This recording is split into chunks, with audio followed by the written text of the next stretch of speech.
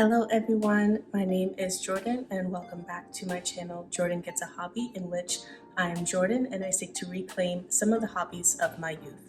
So if you've been around for the last several videos, you might know that I have recently been revisiting an old hobby of mine that I had back around the time that I was in the 4th grade, and that's working with polymer clay. But today I'm taking a bit of a break to take a step back and just reflect a little bit more on why I'm revisiting hobbies, especially from this time period. So as a recap, it was around Christmas time of 2022 where I was record scratch. Hello, it's me, Jordan from the future. So I was editing my video and I was just bored. I was very bored. I was realizing, one, how long-winded I am. Two, that I'd already covered a lot of this stuff that I was yammering on about in previous videos. So I decided instead I would interrupt myself, save us all the trouble, and just tell you that you can watch a lot of the background about why I'm doing certain things in my first 2 videos, I think. So there's the first one that's literally called Start Here, and you can start there if you want to know more about why I'm restarting like the journey of finding some hobbies. And then the second one is all about why I'm specifically looking back at the 4th grade. So all that to say, yeah, there's no reason why I should rehash all of that for like 15 minutes when instead we could be jumping forward to something new. I don't know, I'm annoyed with myself, honestly. Hopefully we can pick up the pace a little bit here. Yeah, see you soon. And one thing that I started noticing when I first revisited this new old hobby of working with polymer clay is that some old memories were starting to unlock for some other hobbies that I also had around this time. And so today I'm going to talk about one of those things that I think I did receive a lot of positive feedback about around, between 4th and 6th grade, and that was short story writing. Yeah, English, creative writing, those were always things that I excelled at when I was younger, when I was in school. And there was one phase in particular where I think for a project one time, maybe it was in 5th grade, our teacher had us check out a how-to book from the library, and we had to actually do the thing that it told you how to do. So I remember doing that project and thinking that was actually really cool, that you could just get a book from the library and it would teach you how to do something. That concept seems like so wacky now, knowing that if there's anything I need to learn how to do, I can just search on YouTube or Google it now, and this 5-minute video will show up that'll tell me how to change the headlight bulb in my Hyundai. But back then, in the early 2000s, when I was but a youth, it was not so easy. And I remember actually searching the depths of our physical encyclopedia collection, or if I was lucky, the thing I was looking for happened to be on our copy of Microsoft Encarta 95. So I would check out these how-to books from the library, and one of them that I remember checking out around this time was on how to self-publish your own books. So I remember, having these stories that I had written and thinking oh, well, it would be cool to kind of make my own book out of it. So this book would teach you how to format your story in Microsoft Word so that it would actually, I guess, I don't have good spatial awareness, so I don't really know how to describe it, but basically it would format it so that it looked like an actual book. So when you printed it, you would fold it and it would match up the right way. And how to make a cover for it, do the illustrations, and bind it to an extent. Now, fortunately for me, and fortunately for you now, I hold on to certain things. I have an entire old backpack. I think it's from Costco. It's not even like a JanSport or anything, so it's fallen apart. But I think it's like an old Costco backpack that has been hiding under my bed, and it's full of every journal I've had since I was in the 7th grade.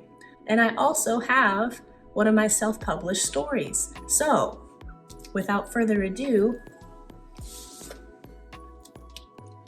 this is Super Fogie. Super Fogie with 2 exclamation points. An original short story by yours truly.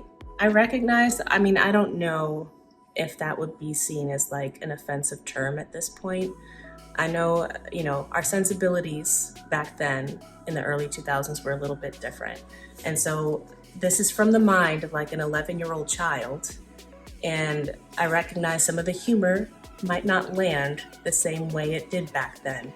And so please just keep that in mind. If I could have some sort of warning or, placard in front like they do in the Disney movies now to tell you about, cultural differences and it was wrong then, it's wrong now, but I'm still gonna show this to you, I would do that, but I don't have that technology.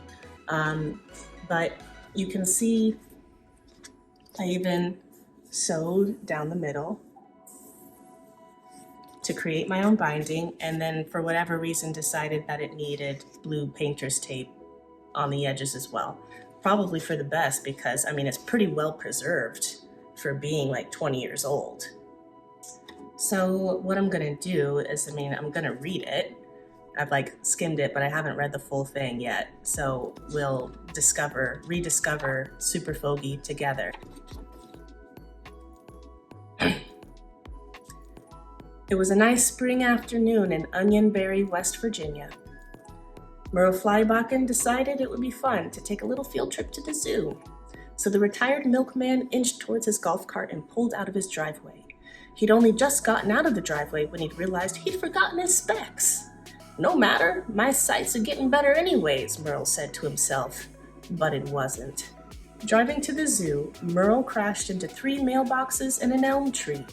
The really bad part was, the zoo was only 3 blocks away.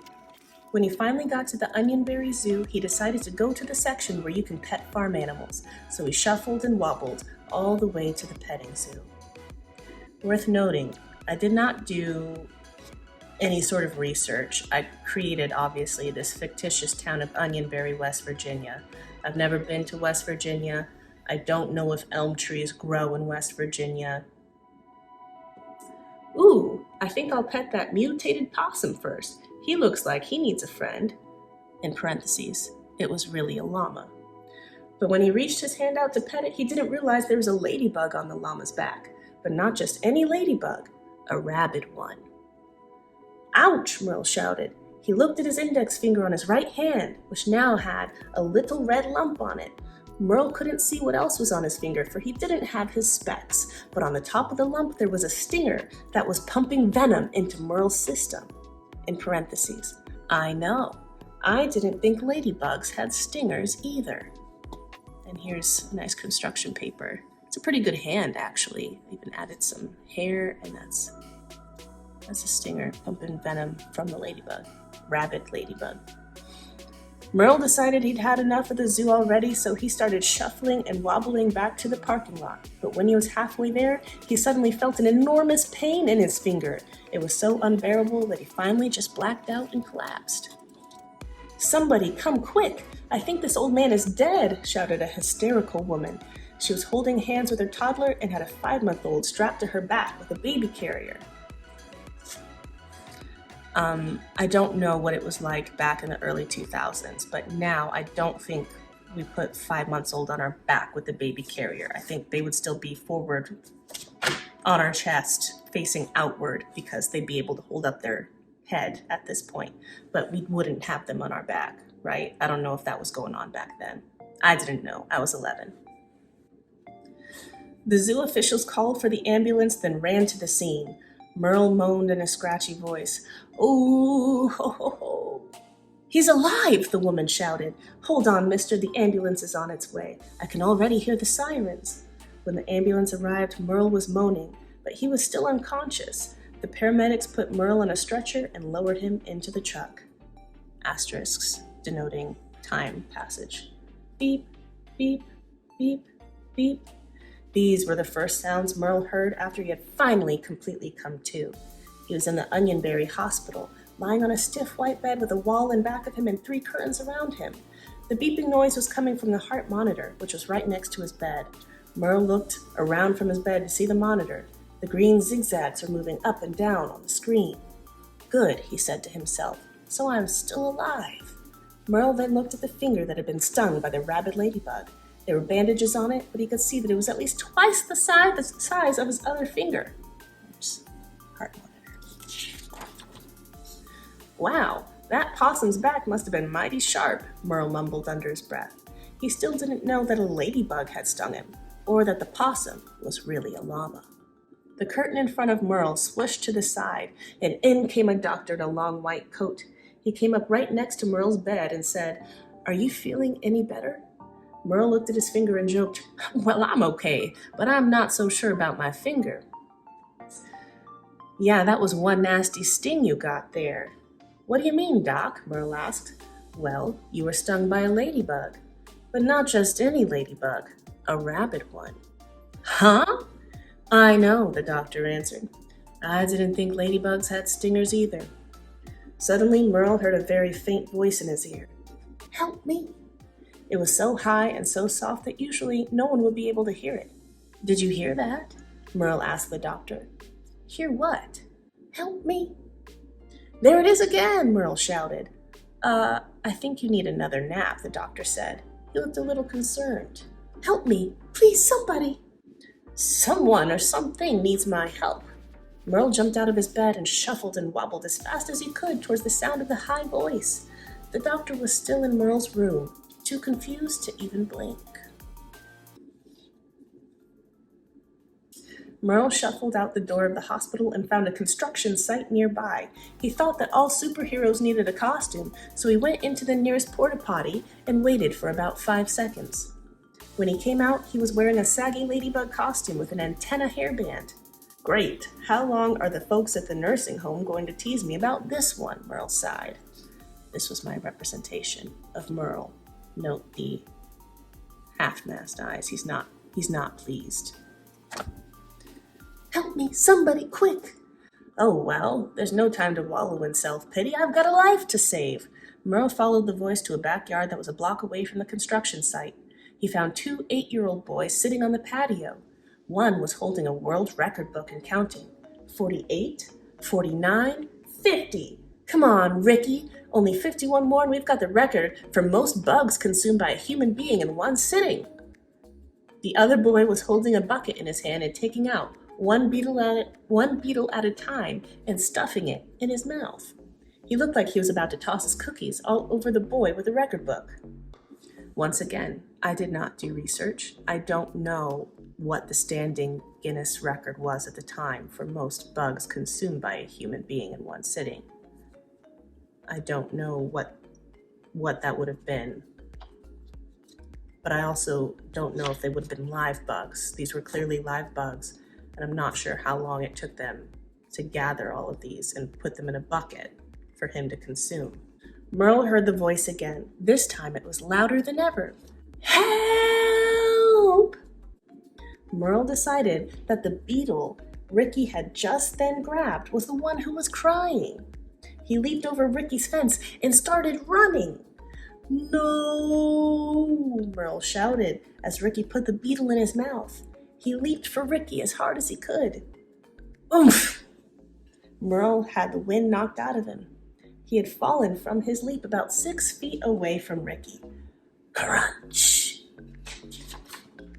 It was too late. The bug had been eaten. Merle couldn't move, let alone stand up. The 2 boys looked a little confused. Ricky called to his mom. "Mommy, there's a dead ladybug man outside. That's the 4th one this month. I think we might have an infestation or something. You better call the exterminator." Ricky's mom hurried out the back door and saw Merle lying on his stomach, drooling, arms and legs splayed out. "Hey," the mother gasped, "that's the man from the zoo." "Huh?" Ricky looked even more confused. "You know, when I went to the zoo with your little brother and sister, he passed out on his way to the parking lot. People say he was stung by a rabid ladybug."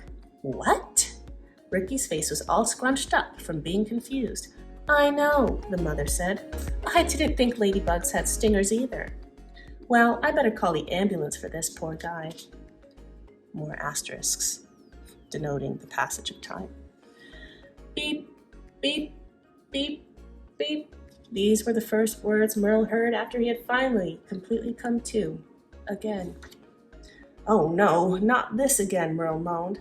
Just then, the same doctor in the same white coat walked in. Well, hello, Merle. Back so soon? Ah, shut up, Merle groaned. He was not in the mood for jokes. Well, Merle, I'm so sorry to report that you've a broken rib and a busted knee.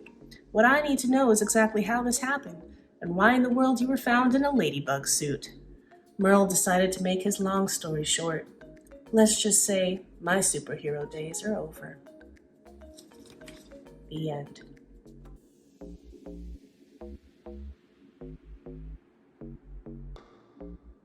So something I will say is that I'm pretty surprised at how funny I was.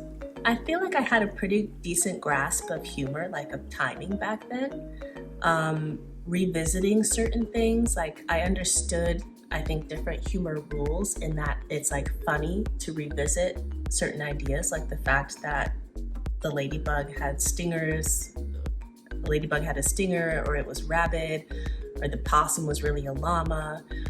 Maybe, I don't know if this is just me, but I think sometimes we don't give like young kids enough credit for just how like intelligent they are, how much they're soaking up.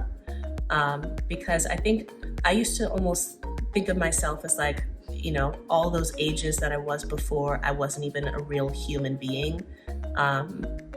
That like I didn't really start being a person until college or something, but that's clearly not true. Yeah, I was in elementary school capable of making that. Like I wrote that story from scratch.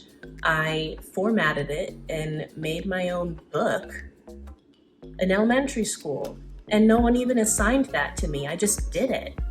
But that just goes to show how important it is to nurture these things in our own kids, to nurture the skills that you see, the emerging like interests that they have, because you don't know just how much that can influence, you know, what they feel drawn to as they continue to grow. So, I mean, I don't know how many of you guys have kids in that age range. I don't, but I work with some kids who are around that age. And so like, if you're in the education field, if you're working with kids, especially in that age range, that like 4th to 6th grade, kind of middle school-ish time, just know how much more of an impact you might have like with your words and the way you talk to your students, the way you talk to your kids. It really matters at that time, because I do remember like getting feedback from my teachers around that time saying that I was saying that they thought I was a talented writer. So they did encourage me, like, yeah, keep doing this. We'll see in editing if I decided to just make you sit through that entire story. But if you are still here watching, I want to hear from you guys. So what are some things that you remember distinctly, like maybe some feedback that you got, whether it's from a parent, like a loved one, a teacher, feedback that you got that was especially encouraging, or maybe things that you wish you would have heard back then that would have maybe instilled some more confidence to help you. I think my dog is trying to eat a bird. If there's anything that you wish you'd gotten some more encouragement on, because maybe whether it was like direct or indirect, maybe people were communicating that you weren't so good at something or you should just give it up, so you did, and now you regret that. For me, I wish I had pursued like theater more, because I was always too like nervous and too scared and too introverted, so I just didn't do it. And I wish that's like one thing that if I could go back to high school, I wish I would like have done more drama stuff, but I was just too nervous, so I didn't, and no one told me I should, that I remember. I could be remembering things wrong, but anyway. So have a great night, have a great day whenever you're watching this, and I'll look forward to catching up with you guys soon. Take care, y'all.